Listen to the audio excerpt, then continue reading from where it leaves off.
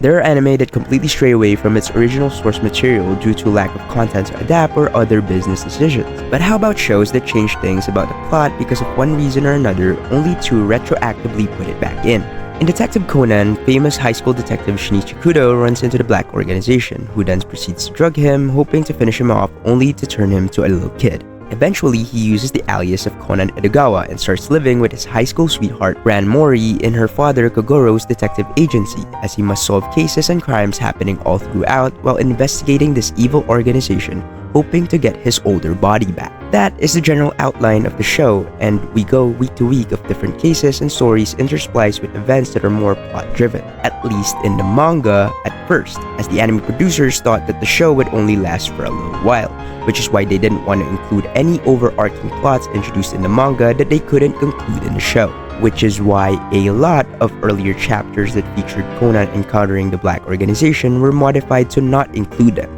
The biggest example being the survival of Miyano Akemi, a character that would heavily be important to one of the main supporting characters introduced later on in the story. A very important character for Conan's development himself, as this is a pivotal moment that would still be referenced here and there over 1,000 episodes and chapters in. In the manga, she was killed off by the black organization, setting up huge events and stakes that would be followed up in the later parts of the manga. This change was so big that by the time they had to adapt the introduction of the character related to her, they needed to create an entirely original story that would retcon the one that adapted the manga story, with her survival being different.